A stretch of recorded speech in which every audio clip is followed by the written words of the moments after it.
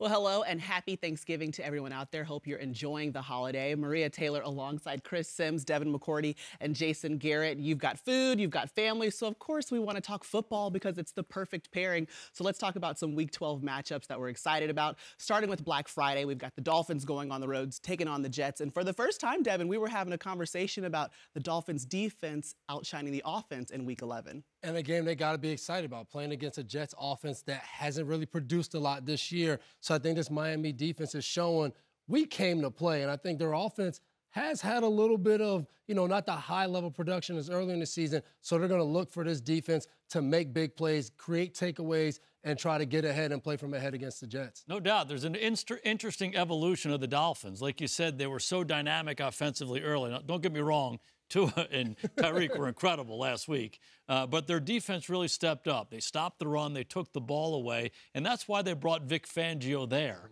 And you see these guys growing over the course of the year, getting Jalen Ramsey in that lineup, too, makes a big difference. Yeah, not just an offensive team, that Miami Dolphins team, but the guys are talking about, too. It's going to be interesting to see them against that Jets defense. That Jets defense can fly around and match the speed of the Miami Dolphins a little bit. But I think we all know the problem is, and we expect Miami to score a few points, but can the Jets score points? I mean, can they get yards? Can they get first downs? I think it's a legitimate question.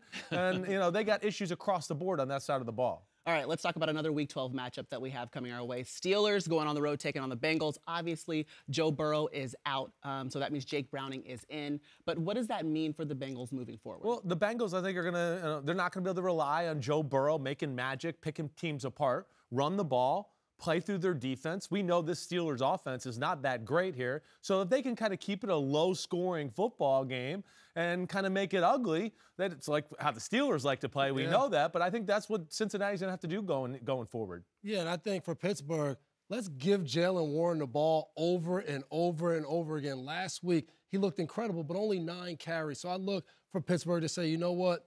If we're going to win or lose, it's not going to be on Kenny Pickett. It's not going to be on the passing game. If this running game is working, let's just feed Jalen Warren, give Najee Harris the ball when he needs a rest. But the guy, he looks incredible out there playing, but he just needs more touches.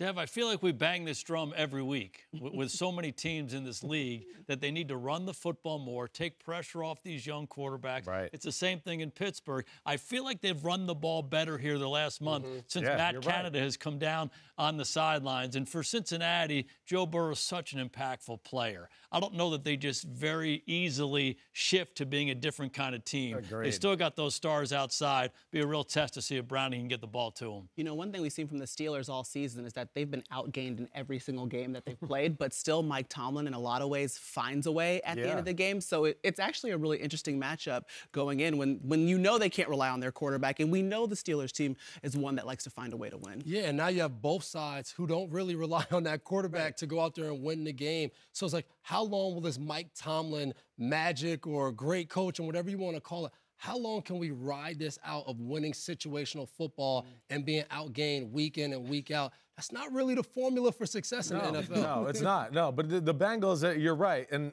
this is going to be the interesting part of the matchup too. The Bengals, they're going to have to rely on their defense, and I think, and of course, we know with Pittsburgh struggles on the offensive side of the ball, right? They're just going to have to relegate themselves to, hey, it's going to be ugly, and hopefully our defense can make a few plays. The big thing when you play the Steelers is don't let the Steelers defense beat you. Yes. That is the big point. They usually do. They usually do. Right? Number 9 makes a play. Number 90 is going to be at the game. Yeah, exactly. Okay, I got one more game for you guys. The Ravens and the Chargers, that'll be on Sunday Night Football. And how do you see this one playing out, Jason, as we've seen the Chargers throw away some fourth quarter leads over the last 3 games? Yeah, talk about a study in contrast. To me, the Ravens are as good a team as there is in the NFL. They're balanced. They play really well on offense. They got a lot of different weapons. They're developing this new style where they can attack down the field, throwing the football, and they're still that Ravens tough team that they've been. Losing Andrews will be a difference for them, but for the Chargers, they're finding ways to lose. So I think it's going to be a tough task for them to beat the Ravens. This is what we call a bad matchup. The Chargers really haven't played well on defense all year, and now you get Lamar, a.k.a. Action Jackson, playing him. Right.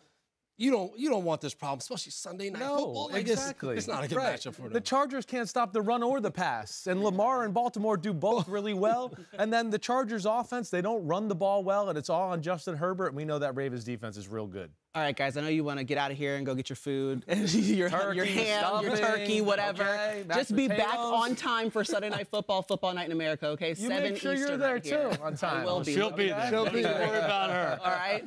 NBC 7 Eastern. We'll see you on Sunday. Hi, I'm Mike Tirico, and thanks for watching. Make sure to hit subscribe for the latest news and highlights from NBC Sports.